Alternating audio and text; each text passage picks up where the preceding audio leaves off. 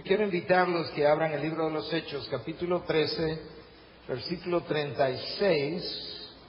Es el versículo que vamos a estar exponiendo en esta noche. Es un texto corto, pero le pedimos a Dios que Él pueda usar su palabra para hablarle a cada uno de los que estamos aquí en este día. Hechos 13, versículo 36. Hechos 13, versículo 36. Porque David, después de haber servido el propósito de Dios en su propia generación, durmió y fue sepultado con sus padres y vio corrupción. Padre, te alabamos y bendecimos en esta noche y te damos las gracias por la oportunidad de poder exponer tu palabra para la exaltación de tu Hijo. Mira, Dios, en un grupo como este probablemente hay 2 o 3 grupos de personas diferentes. Hay un grupo de personas que te conoce, que camina contigo, que está en tu palabra y vive por tu palabra. Yo te pido, Dios, que aún para ellos este texto tenga algo que decir, por lo que tú inspires en nosotros hoy, Dios. Pero hay otros que quizás aún no te conocen, Señor Jesús, que te necesitan, que están en busca de sentido, de significado. Como acabamos de oír, la vida solamente tiene significado en conexión contigo. Yo quiero pedirte en esta hora que tú puedas circuncidar sus oídos, abrir su entendimiento, y que de alguna manera ellos puedan ver lo que de otra manera les sería imposible. Pero quizás haya uno o varios aquí en esta noche que también está convencido de que te conoce, Jesús, pero que quizás al final de la noche despierta la realidad que ciertamente no era así. Yo quiero pedirte por el mismo Espíritu y a través de tu palabra que tú puedas iluminar ese corazón y esa mente, y que al final de esta hora, Dios, uno o varios hayan decidido entregarte la vida por lo que tú hayas hecho en su mente y en su corazón. Lo pedimos en Cristo Jesús. Amén. Amén. El texto que yo acabo de leer es parte del sermón que el apóstol Pablo predicara en esa ocasión en la iglesia de Antioquía, la iglesia desde donde él salió en cada uno de sus 3 viajes misioneros. Yo quisiera, antes de desarrollar o de decir alguna de las cosas que quiero decir en esta noche, brindar un poquito de contexto de qué estaba hablando Pablo en este momento cuando, Lucas, que escribió el libro de los Hechos. Lucas es el autor de los Hechos. La iglesia es de Antioquía, la iglesia donde Pablo sale en cada uno de sus viajes misioneros. Lucas es su compañero de viaje con frecuencia. Lucas está escribiendo, pero él está hablando acerca de la persona de Jesús. Él presenta a Jesús en este mensaje como el cumplimiento de las profecías. Él presenta o culmina la historia del pueblo hebreo desde Abraham, desde la elección de Israel hasta la muerte, crucifixión y resurrección de nuestro Señor Jesucristo. Y está tratando de decirnos que David, su cuerpo vio corrupción, se descompuso, igual que el tuyo y el mío han de descomponerse en un futuro, y lo está comparando con el cuerpo de nuestro Señor Jesucristo, que no vio corrupción. Pero en medio de ese discurso, de ese mensaje, aquí hay algo que llama la atención, y es que hace referencia al personaje David, y se nos dice que este hombre vivió su propósito y luego murió. Pero que él no murió sino después de haber cumplido su propósito en esta generación. Nuestro Señor Jesús vino con un propósito definido, pero Él no es la única persona que ha venido a este mundo con un propósito definido. Nosotros hacemos nuestra entrada y hacemos nuestra salida de este mundo con un propósito muy claro, muy específico en la mente de Dios, concebido en la eternidad pasada. Faraón fue levantado para Dios mostrar su poder en él y para proclamar su nombre sobre toda la tierra. Nosotros sabemos que el profeta Jeremías fue elegido desde el vientre de su madre como profeta y Pablo como apóstol. Y David no fue la excepción. David vino con un propósito específico y después que él cumplió su propósito, en su generación, David durmió. Y yo quiero usar 3 palabras de ese verso alrededor de las cuales yo quiero construir mi mensaje. Después, propósito y generación. El texto nos dice que David fue igual que cualquiera de los mortales, su cuerpo dio corrupción, pero eso no es lo único que nos dice de la muerte de David, nos dice algo más. Y eso que está dicho acerca de su muerte tiene que ver con esa palabra clave o central, después. David murió después que terminó Dios de cumplir el propósito de David en su generación. Nosotros entramos y salimos conforme al calendario providencial de Dios a este mundo. Y Cristo, Pablo lo dijeron de diferentes maneras. El salmista lo dijo también. Escucha las palabras de Cristo. ¿Y quién de vosotros, por ansioso que esté, puede añadir 1 hora al curso de su vida? David entendió la misma cosa cuando estaba en vida. David dijo, tus ojos vieron mi embrión y en tu libro se escribieron todos los días que me fueron dados cuando no existía ni uno solo de ellos. Tu nacimiento le dio inicio al propósito de Dios. Tu muerte es el punto final de la historia tuya en las manos de Dios de este lado de la gloria. David murió, pero no sin antes llenar su propósito. La muerte de David no fue accidental. La muerte de David había sido concebida por Dios en la eternidad pasada y Dios le trajo, no en la generación anterior, no en la generación después, sino precisamente en la generación en la que Él vino, al pueblo que Él vino, con un propósito definido por nuestro Dios. La pregunta es, ¿cuántos de nosotros entendemos nuestro propósito en la vida? ¿Cuántos de nosotros estamos seguros cuál es la razón por la cual nosotros estamos viviendo? Porque esa palabra, propósito, que es una de las 3 palabras alrededor de las cuales yo quiero construir mi mensaje, es capital. Porque el texto que yo leí no solamente nos dice que David vino con un propósito, sino que nos dice que él lo cumplió, pero no solamente nos dice que vino con un propósito y que él lo cumplió, sino que se dio dentro de una generación y no en otra. Y de esa misma manera, tu existencia en esta generación tiene un propósito en la mente de Dios. Cuando la plenitud del tiempo se dio, Dios envió a su Hijo, nacido de mujer, bajo la ley, no antes, justo en la plenitud del tiempo.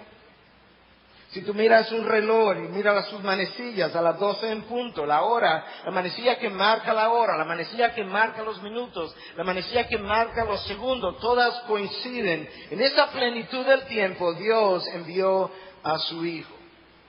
El reloj de Dios nunca está atrasado, nunca está adelantado.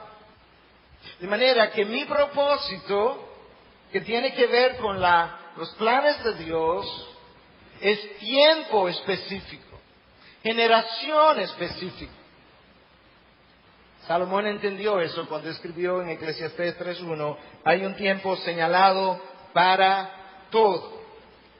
Un tiempo señalado. ¿Por quién es señalado? Por Dios. Para algunas cosas, no, para todo, dice Salomón. Y hay un tiempo para cada suceso bajo el cielo. Hay un tiempo señalado. Si yo trato de cumplir mi propósito en la vida antes de ese tiempo, yo voy a fracasar. Moisés lo intentó. Parece que Moisés había entendido que el propósito de Dios con él tenía que ver con la liberación de su pueblo, Pero él intentó hacerlo 40 años antes de que Dios estuviera listo para usar a Moisés. Y Dios realiza ese propósito en la vida de Moisés, a través de la vida de Moisés, pero no en el tiempo de Moisés. Como dirían en inglés, su timing was off, su tiempo estaba desfasado. Y yo creo que muchas veces nosotros tratamos de hacer cosas no en el tiempo del Señor. Nos adelantamos y fracasamos. Nos quedamos rezagados y fracasamos. Tenemos que ser dirigidos por el Espíritu de Dios que Él ha puesto dentro de cada uno de sus hijos que han creído en la persona de Jesús. Déjame ver si yo puedo ilustrarlo de esta manera. Una familia tiene 2 hijas. La hija de 28 años de edad, casada, llega a su casa y dice, mami, estoy embarazada, hay gozo, hay celebración, hay aplausos, qué bueno. Una hora más tarde, la hija de 15 años, no casada, llega y dice, mami, yo también estoy embarazada. Y hay llanto, y hay dolor, y hay tristeza, y hay vergüenza. El mismo suceso, en la misma familia, en 2 hijas de los mismos padres. En uno produce alegría y en el otro produce tristeza. ¿Cuál es la diferencia? Tiempo.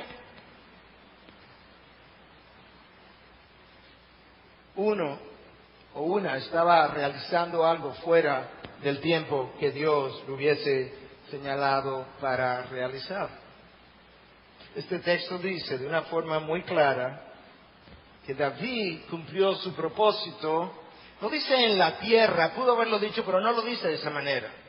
En su generación, en su tiempo. Y después, que es la otra palabra que mencioné al principio, entonces él durmió. Pero el propósito que David llevó a cabo durante su generación perduró mucho más allá de su muerte. Y una de las cosas que David hizo fue que marcó su generación. Dios no nos ha dejado aquí simplemente para registrar la historia. Cuando nosotros nos quejamos de cómo están las cosas y decimos, porque tú sabes lo que los periódicos dicen, lo que la radio dice, lo que CNN dice, yo simplemente estoy registrando la historia. Dios no nos ha dejado aquí simplemente para registrar la historia. Dios nos ha dejado aquí para que Él pueda a través de nosotros impactar y cambiar la historia. En el lugar donde Él nos ha puesto, en la generación donde Él nos ha colocado.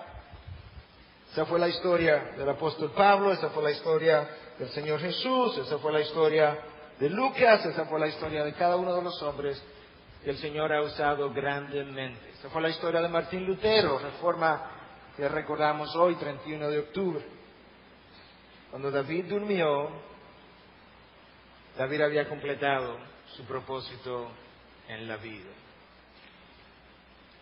Dios es nuestro alfarero, lo decimos. Lo creemos.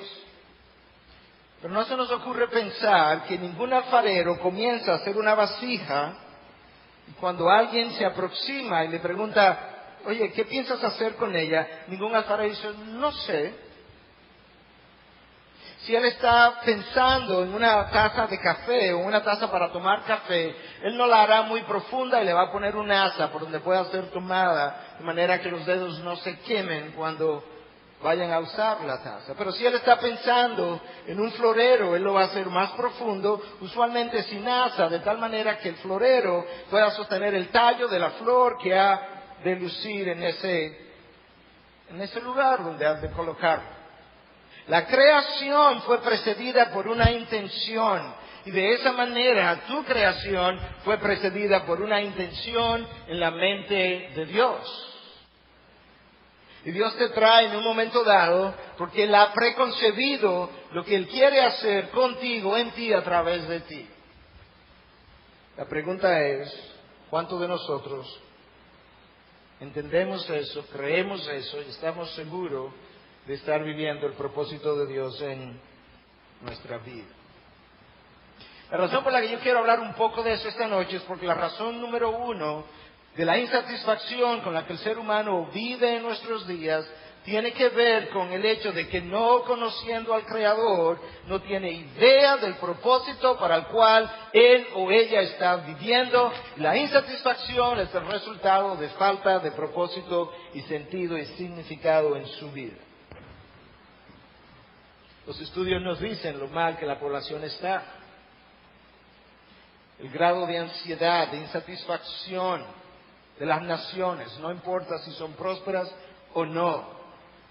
Cada día más insatisfechas, cada día teniendo más, pero más insatisfechas. Y la razón tiene que ver con que satisfacción y propósitos están íntimamente relacionados. Y propósito y Dios están íntimamente unidos. Yo no puedo conocer mi propósito de vida separado del Dios creador. La realización del propósito de Dios en mí es la satisfacción de mi alma. Cuando yo estoy caminando lejos del propósito de Dios, yo no sé para qué me crearon. Yo no sé para qué seguir existiendo. Yo no sé si vale la pena continuar o pararme, o ir hacia la derecha o ir hacia la izquierda, porque yo no tengo sentido ni propósito de vida.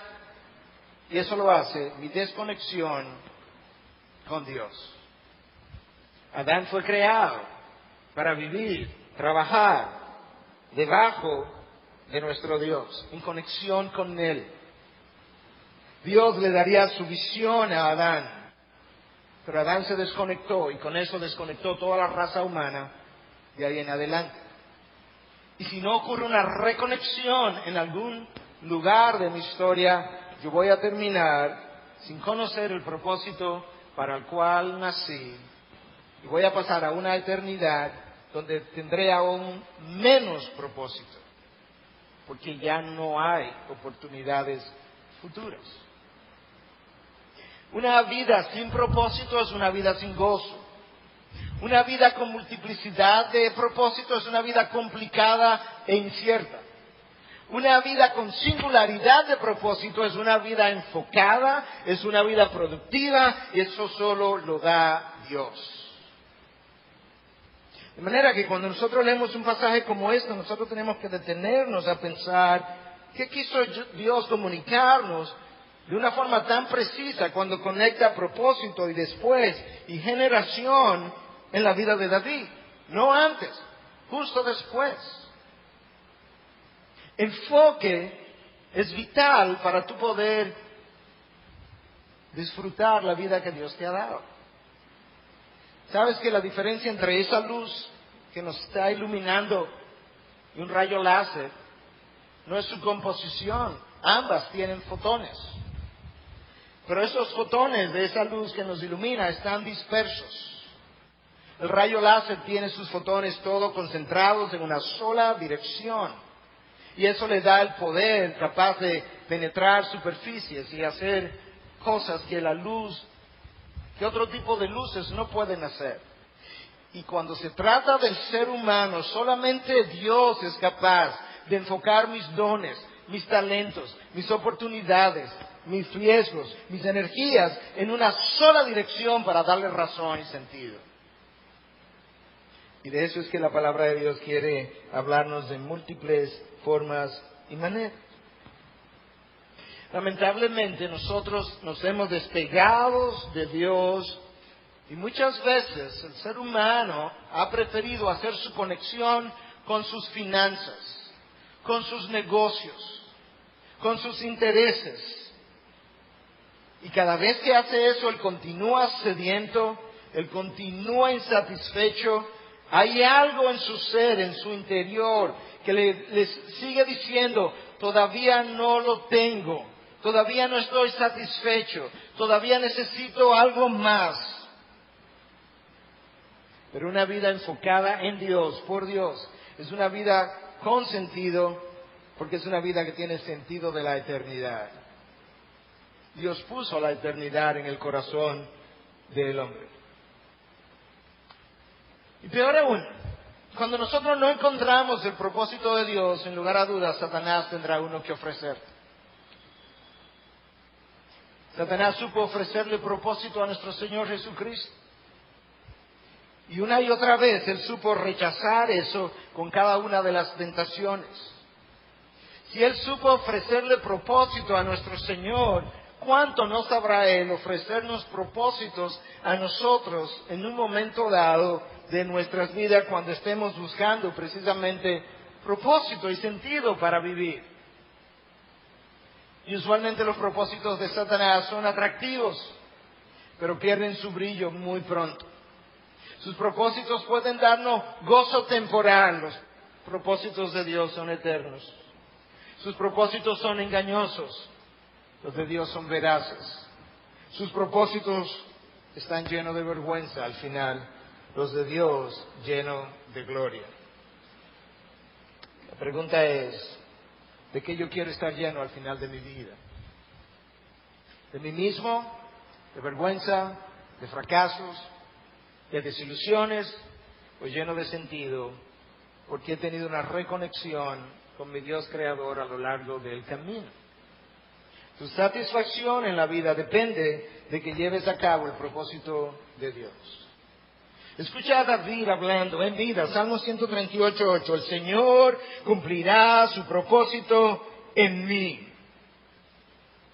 Pero ¿cómo puede David tener tanta certidumbre de que el Señor cumplirá mi propósito en mí? Tú necesitas una relación con Él, tú necesitas caminar con Él íntimamente, tú necesitas conocer su revelación, tú necesitas ser parte de su familia, tú tienes que sentirte que tú realmente perteneces a aquello que Dios llama mi familia. Y entonces, dentro de esa familia tú puedes tener certidumbre de propósito. Lamentablemente muchos piensan que el propósito de su vida está relacionado al bienestar económico. Y no lo decimos así, pero lo demostramos cada vez que vivimos preocupados por la falta de estabilidad económica. Y por tanto, mi persecución, mi búsqueda continuamente acerca de la estabilidad económica refleja lo que yo creo acerca de mi propósito. Otros buscan reconocimiento, fama, nombre, títulos. Yo estuve ahí, créeme. Para dejar un nombre para la próxima generación. Viven para cultivar su nombre. Pero en el interior lo que hay un dolor, hay una sed, hay un hambre por algo que esa persona todavía no sabe lo que es. Otros piensan que su sentido de propósito o de significado o de satisfacción va a llegar cuando yo encuentre el éxito. Pero relacionamos el éxito al bienestar económico o a los reconocimientos.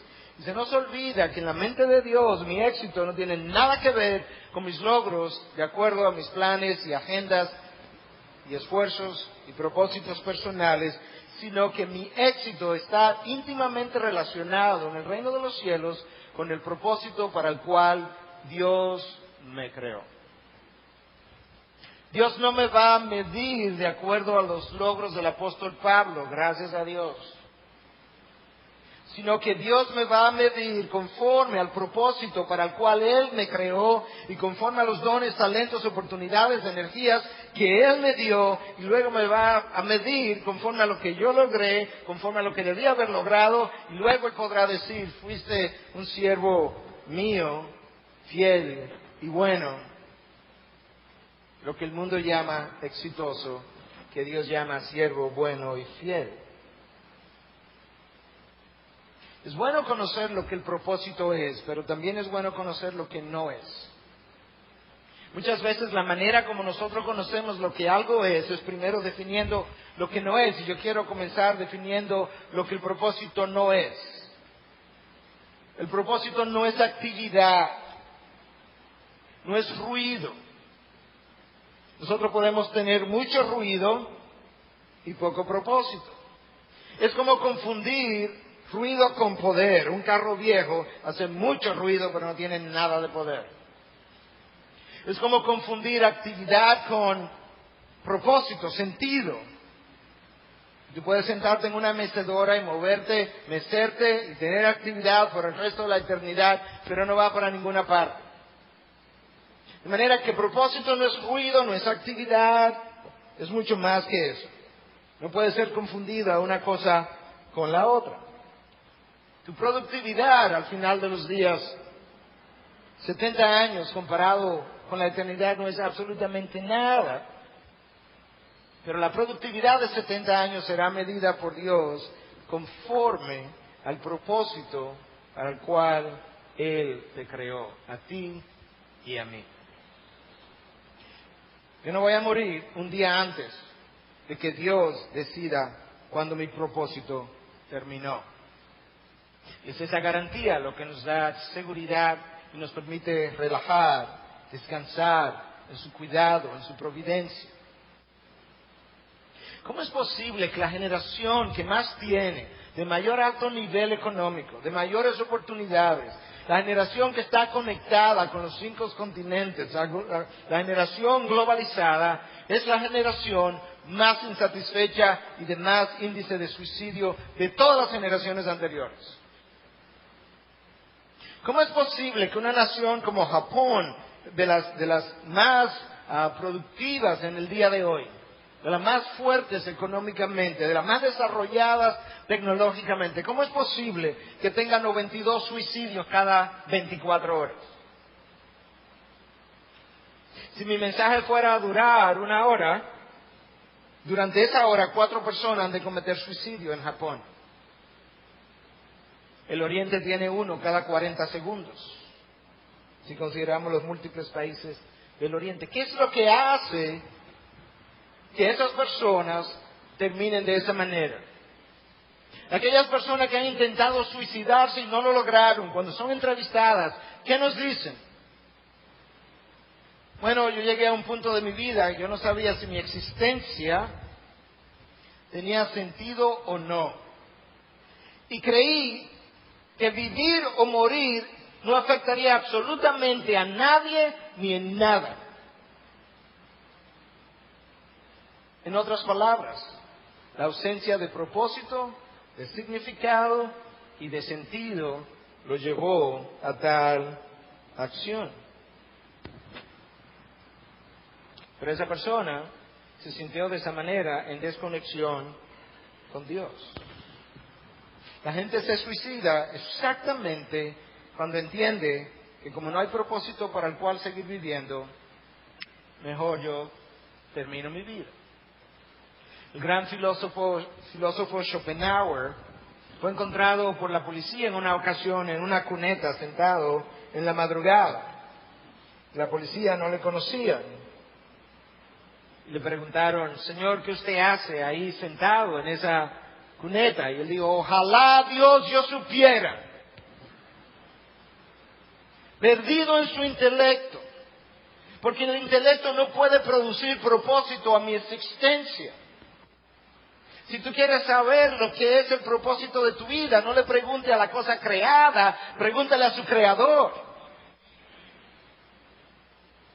El florero jamás, si pudiera pensar, descubriría su propósito a menos que su creador se lo hubiese explicado. Solo él puede hacer eso. Esa es la razón por la que este filósofo, este intelectual, veía la vida como un continuo deseo siempre insatisfecho. Él veía la vida como un péndulo entre el sufrimiento y el aburrimiento.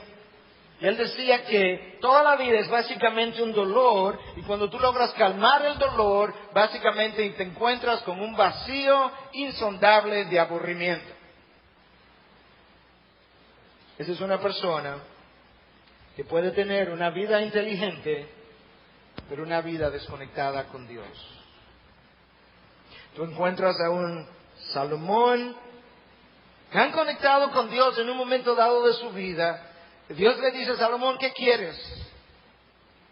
Bueno, solamente dame sabiduría para gobernar al pueblo. Y Dios entonces le promete no solamente sabiduría, sino que le promete fama y riquezas. Precisamente porque ha estado tan centrado en mí, Salomón, que no ha querido nada para ti, sino solamente sabiduría para gobernar a mi pueblo. Y cuando Salomón se desconecta de Dios, ese hombre tan sabio, él termina diciendo acerca de la vida, vanidad de vanidades, todo es vanidad, vacío, sin sentido. Así vive la mayoría de la población de nuestros días. Porque cuando no hay un propósito claramente definido por el Creador, yo no sé lo que es mi propósito. Pastor, pero yo soy ingeniero, yo soy médico, yo soy abogado, yo soy pintor, yo soy plomero. ¿No es ese mi propósito en la vida? Absolutamente no. Ese es el instrumento. Mi propósito en la vida no es ser pastor. Ese es el instrumento a través del cual Dios puede llevar a cabo el propósito para el cual Él me creó. Propósito es una cosa, instrumento de llevar a cabo el propósito es otra cosa. David fue rey. Su reinado fue el instrumento a través del cual Dios quería llevar a cabo su propósito, incluyendo la consolidación del reino de Israel en ese momento dado. ¿Qué es propósito entonces? Déjame darte 2 o 3 definiciones. Es la intención original para la cual algo es creado, o para lo cual tú fuiste creado. O es la razón para la existencia de algo o de alguien. O es el objetivo que inspiró la creación de algo. Decía alguien que los 2 días más felices de un individuo son el día que él nace y el día que él sabe para qué nació. Yo creo que eso es una gran verdad. Pero cuando miro mi propia vida, yo no encontré eso hasta que yo no me encontré con Dios. Y la realidad es que hasta que tú no descubres el propósito de Dios en tu vida, para muchos su existencia no tiene sentido. No tiene sentido. ¿Qué sentido tiene trabajar 40, 50, 60 años, acumular riquezas, vivir quizás de una forma acomodada para que la próxima generación destruya las riquezas que tú acumulaste con mucho esfuerzo? Y ese es como vivimos. No lo decimos, yo no digo que yo vivo insatisfecho, que yo vivo sin falta de sentido, de significado, pero nuestras acciones, nuestras búsquedas, nuestros deseos, nuestras ansias, lo que quiero lograr, nuestros sueños, revelan muchas veces nuestras insatisfacciones. Tu existencia en esta generación implica que Dios entiende, tú tienes algo que esta generación necesita. No porque eres tú, sino porque Dios te creó. Y Dios no es un creador sin propósito. Si hay algo que yo sé de nuestro Dios, si lo sé de un creador humano, inferior, ¿cómo no saberlo de nuestro Dios? Que cada cosa creada tiene un propósito para existir. David durmió después, primera palabra clave, que él realizó su propósito, segunda palabra clave, propósito, en su generación, tercera palabra clave. Una generación es un grupo de personas, pudiera definirse, que más o menos viven en una misma época. Eso es una generación. Algunos hablan de 40 años, otros hablan de 50, 80, pero eso es. Cuando nosotros somos puestos por Dios en una generación, Él nos ha puesto ahí para servir a la generación. Uno de los grandes problemas de los gobiernos hoy en día es su falta de visión de que ellos son servidores de Dios. Cuando tú sirves la generación, cuando tú le sirves a Dios, sirviéndole a tu generación, eso es parte de tu propósito. Pero la mayoría del ser humano no sirve a su generación, sino que quiere servirse de su generación. Por eso todos queremos salir para Estados Unidos. Porque nosotros no queremos servir a esta para mejorar esta, sino que queremos que una mejorada nos sirva a nosotros. Por eso queremos emigrar.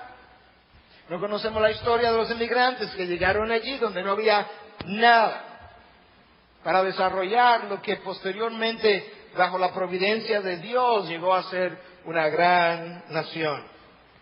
Ni siquiera el Hijo del Hombre, Cristo, vino a ser servido, sino que vino a servir. Y nosotros, sus hijos, hemos sido dejados aquí como siervos del Dios viviente, para servir. Y el verdadero siervo le sirve a su Señor, pero Él sirve indiscriminadamente. Él le sirve al creyente y Él le sirve al no creyente. Porque Jesús lavó los pies de aquellos que fueron, iba a decir fieles, pero ni siquiera eso, porque le abandonaron. De aquellos que creyeron, como del gran traidor. Esa es la naturaleza del siervo. Él sirve en la iglesia y Él sirve fuera de la iglesia. El servicio para el siervo no es un uniforme, es algo que Él es su esencia. De tal manera que si eres ingeniero, si eres médico, si eres pintor, si eres plomero, si eres carpintero, y conoces a Dios, eres hijo de Dios, tú eres un siervo del Dios viviente, para que el mundo sepa como Cristo luce cuando se viste de carpintero. O de médico, o de ingeniero, simbólicamente hablando, obviamente estoy. El mundo está en necesidad de ver más a Cristo en nosotros. Y cuando eso ocurra, eso es parte de mi sentido, de mi propósito, para el cual yo fui creado. Hay muchos médicos, vamos a tomar esa profesión porque soy uno de ellos. Pero hay muchos menos que sean hijos de Dios, que cuando toquen un paciente, no simplemente lo toque profesionalmente como yo supe hacerlo, sino que pueda tocarlo con la sensibilidad de nuestro Señor Jesucristo. El ser manso y humilde es para que yo haga todas mis labores asignadas aquí en la tierra con mansedumbre y humildad, de manera que aquellos que no creen puedan comenzar a creer porque han visto lo que Cristo hace en una vida y ha producido frutos hermosos. Y si hay algo con lo cual tú no puedes argumentar, es con el fruto del Espíritu producido en una vida entregada a la persona de Jesucristo. Podemos argumentar las letras, podemos argumentar las filosofías, pero cuando Dios toca una vida y la transforma, como ocurrió con la vida del apóstol Pablo, ¿qué argumentos tú vas a levantar contra esa vida? Y eso solamente lo puede hacer Dios. Pastor, entonces, ¿para qué yo fui creado? Bueno, hay propósitos generales y hay propósitos particulares. Y quiero hablar de algunos de los generales, porque los particulares tendrá Dios que hacer ese trabajo en nosotros. Pero en primer lugar, tú fuiste creado para amar y conocer a Dios. Eso es un gran privilegio. Un privilegio es una ventaja, es una prerrogativa especial que recibimos, que se nos confiere. A mí se me concedió la prerrogativa, el privilegio de conocer a Dios, de amarlo. Y esa es mi primera responsabilidad. Dios lo reveló en su palabra, que no se gloríe el sabio de su sabiduría, ni se gloríe el poderoso de su poder, ni el rico se gloríe de su riqueza, mas el que se gloríe, gloríese de esto, de que me entiende y me conoce.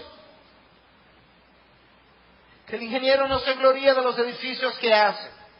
Que el pintor no se gloríe de las obras que logra pintar. Que el médico no se gloríe de los diagnósticos que logra hacer. El que se quiera gloriar, que busque la gloria en el hecho de que me entiende y me conoce. ¡Wow! Cuando no amo mucho a Dios, como esa es mi primera responsabilidad, el chance de yo encontrar, de yo conocer, discernir el propósito particular para el cual yo fui creado, yo no voy a decir que es cero, pero es muy difícil. Porque cuando yo no hago lo primario, lo secundario, frecuentemente no me es conocido, no me es revelado, Dios no me da la iluminación para yo verlo. Cuando yo amo más mis logros, mi profesión, mis estudios, mi novia, mis hijos, que a Dios, yo comienzo a tener dificultad en discernir el propósito para el cual Dios me tiene sobre esta tierra. Yo fui creado para amar a Dios con toda mi alma, con toda mi fuerza, con toda mi mente. Y cuando eso no está presente, no va a haber plenitud de vida. Aún muchas veces para cristianos, créanme. En el salón de consejería oímos con frecuencia el Hijo de Dios insatisfecho con su vida. ¿Por qué? Todavía no sé cuál es el propósito de mi vida. ¿Por qué no? Y al fin de la historia, no hay una buena relación de ese hijo con su padre, vía el unigénito. Y por eso está de esa manera. Mi propósito en la vida es glorificar a mi Dios. Preguntémonos, ¿de qué manera en la actividad que yo hice la semana pasada, de lunes a viernes, yo de manera intencional busqué en lo que hice que Dios fuera glorificado? Que lo más importante en la venta de un carro no es la ganancia que yo gano, que yo hago, es la gloria de Dios que yo puedo desplegar. La ganancia es secundaria. Que lo más importante en la construcción de una obra no es el aplauso de los hombres, sino de qué manera la obra realizada por un Hijo de Dios puede glorificar a su Creador, porque parte de tu propósito es que en lo que hagas tú puedas desplegar su gloria y el mundo pueda conocerle de una mejor manera. De manera que la necesidad de yo encontrar, de yo conocer, de discernir y de vivir mi propósito en la vida, independientemente de la profesión, el lugar que Dios me haya asignado, es vital. No solamente para mi satisfacción, sino para que Dios pueda ser glorificado. Una taza de café, permítame la ilustración una vez más, con una flor que se esté cayendo, no es una buena ilustración de la sabiduría del creador de esa taza. Y un florero usado para tomar café que se esté botando por todo encima de mi camisa y de mis pantalones a la hora de usarlo, no es una buena ilustración de la sabiduría de ese creador. ¿Por qué? Porque lo estoy usando para aquello que no fue creado. Eso no hace sonreír al creador. De manera que la gloria de Dios tiene mucho que ver con que yo pueda vivir su propósito en mi vida. Y cuando yo vivo el propósito de Dios en mi vida, eso es productor de gozo. El pastor Piper se ha pasado toda la vida diciendo que la gloria de Dios no es incompatible con mi gozo, es de hecho, están íntimamente conectadas. Yo no puedo experimentar gozo en la vida hasta que yo no viva rendido completamente en la búsqueda de la gloria de Dios. Están intrínsecamente conectadas y no pueden ser divorciadas.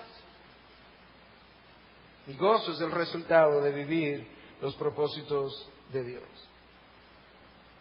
¿Cómo yo sé si estoy viviendo el propósito de Dios?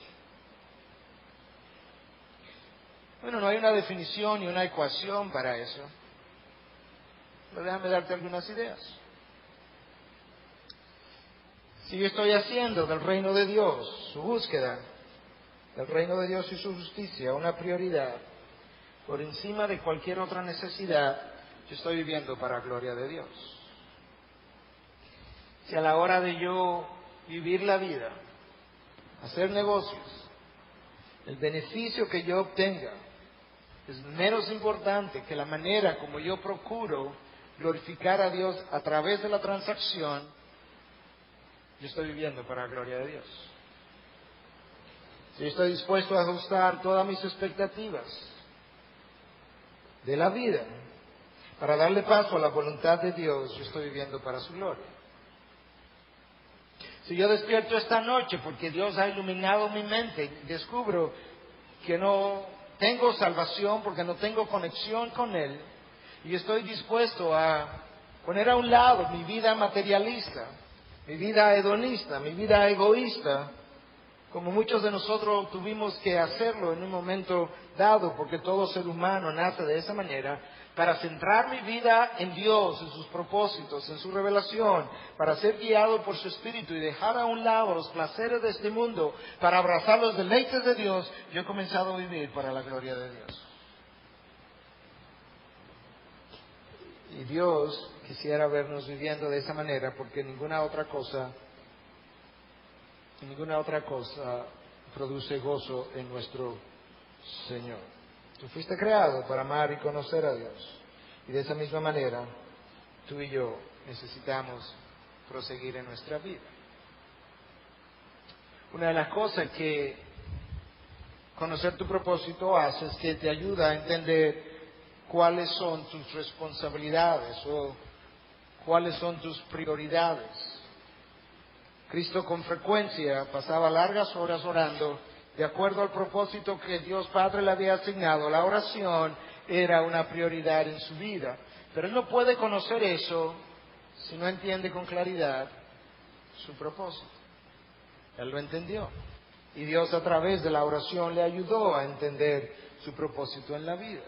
La toma de decisiones, si hay algo que nosotros sabemos de esta generación, es una generación descrita por los estudiosos como altamente insegura. Cuando tiene que tomar decisiones, muchas veces no sabe qué hacer, si irse por aquí o irse por allí. Pero mucho de eso tiene que ver, yo no sé para dónde voy. Algunos de ustedes conocen la historia de Alicia en el País de las Maravillas. Alicia va caminando, llega a una bifurcación, y ya no sabe si coger para la derecha o para la izquierda. Mira para arriba y hay un árbol, en el árbol hay un leopardo. Y el leopardo habla y le dice: Alicia, ¿qué te pasa? ¿Que estás llorando? Dice: no sé. Es que no sé si ir para la derecha o para la izquierda. El leopardo le dice: bueno, pero ¿para dónde tú vas? Él dice: yo no sé. Bueno, pues si tú no sabes para dónde vas, no importa si tú tomas el camino de la derecha o de la izquierda. Es esa falta de definición para dónde voy que crea mis indecisiones en cada bifurcación. Pero mientras mejor conectado estoy con Dios, mientras más íntimamente camino con Él, mientras más conozco su revelación, mientras más llenura de su Espíritu tengo, más iluminación Él produce en mí para yo tener claro el camino hacia dónde debo proseguir, y ahora mis decisiones se hacen menos complejas, más discernibles. De manera que conocer el propósito de Dios no solamente es productor de satisfacción, no es solamente productor de gozo, no solamente me ayuda a enfocar la vida, sino que también me ayuda a conocer mis responsabilidades y mis prioridades. Pero yo no puedo conocer el propósito de Dios alejado de Dios. Es imposible.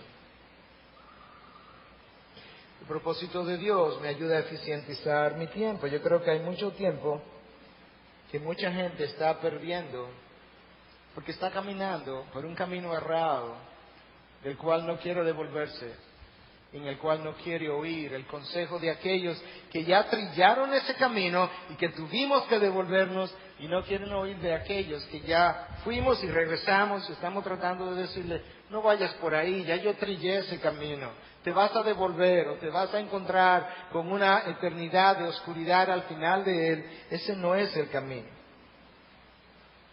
Podemos tener la mejor intención del mundo, pero si al final estamos errados, vamos a terminar eternamente, sinceramente equivocados y perdidos. La sinceridad no es suficiente. Debilita mis emociones, la falta de propósito, la falta de sentido. Nunca le pregunte a la cosa creada cuál es el sentido de su creación. Preguntémosles al Creador. Bueno, pastor, pero yo he Yo he estado orando hace un tiempo y yo no encuentro el propósito de mi vida. Bueno, a veces es que mi relación con Él, fuera de la oración, no es la mejor relación. A veces que tengo un devocional disciplinado, pero una vez yo termino mi devocional, la vida, el resto, no está disciplinado conforme a la revelación de Dios. Otras veces es que queremos lo que queremos, cuando lo queremos, como lo queremos, como Moisés. A veces queremos ir más rápido de lo que Dios quiere ir. Su propio hijo esperó 30 años para comenzar a predicar, porque su hora no había llegado. El propósito de Dios es tiempo específico, generación específico. De hecho, es evento específico. Cristo llega a la piscina de Bethesda, encuentra cientos de enfermos y sana una sola persona. Si había alguien que tenía el poder y la capacidad y el derecho para poder sanar, incluso la sensibilidad para poder sanar a todos los enfermos, cientos de ellos que estaban ahí, se llamaba el Señor Jesús, pero su Padre le había dado un propósito para una persona en ese momento, en ese lugar, en esa generación, no más. Por eso es que decimos frecuentemente, y lo vemos en la palabra, la necesidad no es la que determina el llamado de Dios, sino el llamado de Dios es lo único que determina el llamado de Dios. Habían cientos de necesitados en ese momento. Cristo llenó la necesidad de uno solo, conforme al llamado de su Padre. A veces la razón por la que aún no puedo descubrir y discernir el propósito de Dios en mi vida es que mi carácter no ha sido desarrollado, y si Dios me lo revelara ahora y yo lo abrazara en este momento, yo lo voy a empañar más que lo que lo voy a usar. Moisés, 40 años para trabajar en su carácter, no estaba listo. Pero la razón más frecuente es la ausencia de una relación con Dios. Es la desconexión que ocurrió en el jardín del Edén. Es el alejamiento del hombre de su Dios. Lo que Adán hizo, nosotros repetimos en el tiempo. Adán le volteó la espalda a Dios. Y Dios en su justicia y santidad le volteó la espalda a Adán. En la persona de Jesús, Dios le volvió la cara al hombre. Y luego el hombre ha comenzado a volverle la cara a Dios. Pero muchos todavía están de espalda al rostro de Dios. Y de espalda a mi Creador jamás yo puedo encontrar significado y satisfacción y sentido de dirección en mi vida. Es una imposibilidad. Hasta que yo no reconozca que ciertamente Adán se despega de Dios al pecar, y que yo he repetido las acciones de Adán al pecar en mi propia vida, separándome cada vez más de mi Dios, separándome cada vez más de mi Creador. Hasta que yo no reconozca mi despegue de ese Dios, mi alejamiento de ese Dios, mi necesidad de arrepentimiento por el perdón de pecados, únicamente conferido a mi persona por la sangre de Cristo derramada en una cruz hace 2000 años, para el perdón de los pecados. Hasta que yo no entienda que no hay ningún otro camino de llegar a Dios que no sea la persona de Jesús. Hasta que yo no acepte que ese Jesús que ayer se crucificó por mis pecados es el Señor y es el Salvador del mundo, pero es el Señor del mundo y el Señor de mi vida, aún yo no lo reconozca. Hasta que yo no reconozca eso, yo voy a estar todavía insatisfecho, como Schopenhauer, pensando, ojalá Dios yo conocer qué yo hago en esta vida. Pero Dios te ha dado una oportunidad en la persona de Jesús, de manera que yo pueda un día, cuando estaba caminando sin sentido y propósito, venir a sus pies, al pie de la cruz, y decirle, Señor Jesús, quizás esta noche, ciertamente, Yo he caminado, he tenido una vida de pecados, eso no es muy difícil de entender. Ciertamente yo me he sublevado contra tu autoridad porque no he vivido sometido a tu autoridad. Ciertamente yo he entendido hoy de una manera clara que mi sentido de insatisfacción, falta de gozo en la vida tiene que ver con que estoy alejado de ti. Yo quiero terminar mi lejanía contigo. Que tú puedas hacer como el hijo pródigo, venir donde el Padre y decirle pecado contra el cielo y contra ti. Si tú haces eso, vas a encontrar el Padre del hijo pródigo, con brazos abiertos, que ha de recibirte después de tu arrepentimiento, ha de perdonar tu pecado, y de la misma manera que el hijo pródigo fue dado nueva vestimenta y un nuevo anillo y nuevas sandalias, Cristo te dará la santidad de su ser como cobertura, pero requiere la rendición de mi vida a Dios. Pero quizá hay algunos de nosotros, el tiempo se me ha ido, tengo que terminar, algunos de nosotros que ya conocemos a Dios, pero quizás todavía estamos algo insatisfechos porque en lo que estamos haciendo, profesión o no, negocio, lo que estés haciendo, yo no acabo de encontrar el propósito de vida que me pueda satisfacer. Yo quiero cerrar con una historia verídica. Y ojalá que esta historia le pueda hablar al final tanto a creyentes como a no creyentes. Déjame contarte la historia. La señora Thompson era una profesora de estudiantes de primaria. Ella tenía un alumno de nombre Teddy Stellar. Y Teddy Stellar no le caía bien a esta profesora. Teddy tenía una expresión muerta en su cara. Quiero leerte la historia con todos sus detalles. Sus ojos lucían brillosos y desenfocados. Cada vez que ella trató de hablarle a Teddy, él respondía en monosílabos. Sus ropas lucían sucias y sus cabellos siempre despeinados. Teddy Stellar no era nada atractivo. De manera que cada vez que la señora Thompson corría sus exámenes, ella experimentaba cierto placer cuando le ponía una X a sus respuestas incorrectas y cuando ella ponía una F en la parte superior de su examen. Ella debió haberse percatado de algunas cosas porque ella conocía el récord de Teddy. Primer grado. Teddy muestra progreso en su trabajo y actitud, pero la situación en la casa es muy mala. Segundo grado. A Teddy pudiera irle mejor. Su madre está seriamente enferma. Recibe poca ayuda en casa. Tercer grado. Teddy es un buen muchacho, pero parece muy serio. Lento para el aprendizaje. Su madre murió este año. Cuarto grado. Teddy parece muy lento, pero se porta bien.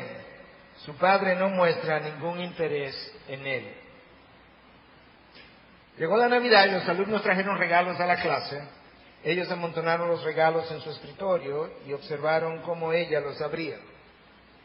Uno de los regalos era de parte de Teddy. Ella se sorprendió de que él hubiese traído un regalo. Estaba envuelto en un papel marrón con una moña. En el papel aparecían estas palabras: para la señora Thompson, de parte de Teddy. Cuando la profesora abrió el regalo, se salió un brazalete al que le faltaban la mitad de las piedras y un frasco de perfume muy barato. Los demás muchachos comenzaron a reírse, pero la profesora tuvo suficiente sentido para colocarse el brazalete y ponerse un poco de perfume en la muñeca. Ella subió su brazo y dijo: ¿verdad que huele bien? Y los demás dijeron que sí. Al final del día, cuando todos los muchachos se fueron, Teddy se quedó atrás. Lentamente Teddy se aproximó al escritorio de la profesora y suavemente le dijo: señora Thompson, usted huele como mi mamá. y su brazalete luce muy bien en su muñeca. Estoy contento de que a usted le agrade mi regalo. Cuando Teddy salió, la señora Thompson se arrodilló y le pidió perdón a Dios. El próximo día, cuando los niños llegaron, la profesora era otra persona. Ella había descubierto una misión nueva para su vida. Y ella no era simplemente una profesora, sino que era un agente de cambio en las manos de Dios. Ahora ella estaba comprometida con ayudar a los niños, pero sobre todo a los que eran lentos para el aprendizaje. Y aún más a Teddy y Estela. Teddy mejoró enormemente, se puso a la altura de la mayoría de los niños y aún sobrepasó a algunos de ellos.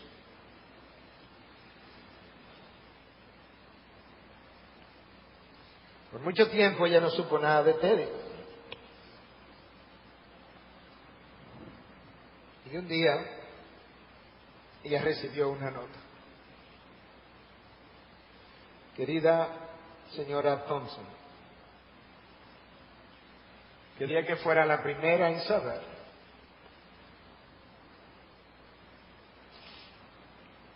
me estoy graduando en segundo lugar en mi clase de bachillerato.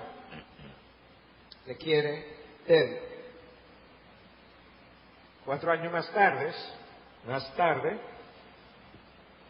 querida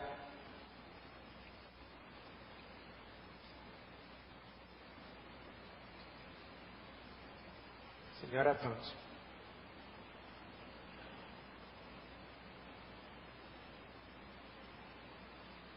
me acaban de informar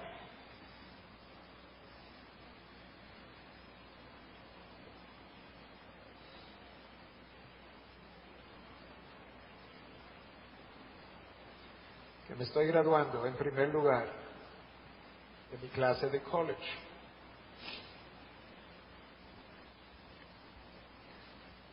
Quería que usted fuera la primera persona en saber.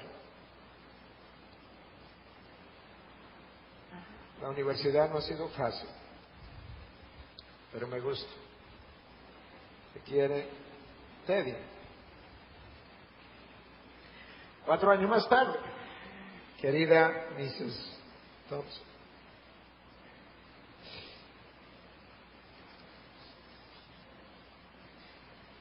a partir de hoy, yo soy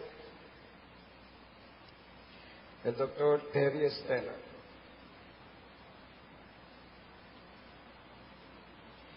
¿Qué le parece?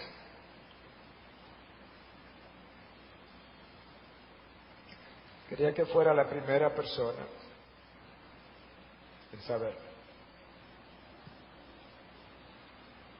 Estoy casando el próximo mes, el día 27, para ser exacto. Quiero que usted se siente en el lugar donde se sentaría mi madre si estuviera viva. Usted es la única familia que tengo. Papá murió el año pasado. Le quiere Teddy.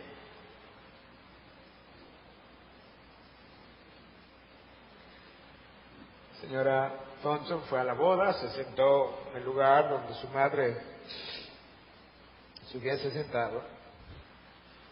Y muchachos como Teddy se convirtieron en su propósito.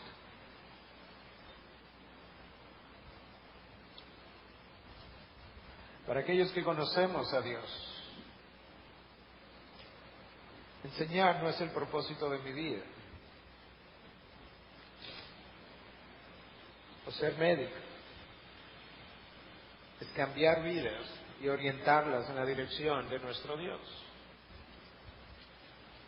Para aquellos que no conocen a Dios, Teddy se graduó como un médico, Pero si Teddy no tienes una relación, no obtuvo una relación personal con su Creador, de nada le iban a servir sus logros en esta tierra, serían temporales y al fin de cuentas, al final de sus días, insatisfactorios y desprovistos de gozo y de llenura, porque no hay ninguna profesión u ocupación sobre la tierra capaz de llenar al hombre como Dios lo puede hacer. Porque Dios creó al hombre con un vacío que solamente Él puede llenar. Y la realidad es que mientras más nosotros envejecemos, más nos cuesta ser asombrados, y solamente Dios es lo suficientemente grande para hacer eso. Tú llevas al niño al Disney World, cuando tú lo traes de regreso, el columpio no lo llena. Mientras más experiencias tú adquieres, tienes menos capacidad para asombrar. Y solamente Dios es capaz de asombrar al hombre y de llenar al hombre y satisfacer al hombre durante toda su vida. Padre, te alabamos y bendecimos en esta noche, te damos gracias por la oportunidad de exponer tu palabra. Mira, Dios, si hay algo aquí que no vino de ti, yo quiero pedirte que por el poder de tu Espíritu tú lo puedas soplar y hacerlo desaparecer. Pero aquello que haya venido de ti, Dios, que tú puedas sembrarlo profundamente en el corazón y en la mente de aquellos que fuimos ministrados. Y que nuestras vidas jamás vuelvan a ser lo mismo. Si tú necesitas reconciliarte con Dios, ahí donde estás lo puedes hacer. Pero necesitas un verdadero reconocimiento de tu condición de pecador, tu necesidad de perdón, el reconocimiento que solamente la cruz de Cristo puede hacer eso. Y le entregas tu vida, le reconoce como Señor y Salvador. En tu nombre, Jesús. Amén.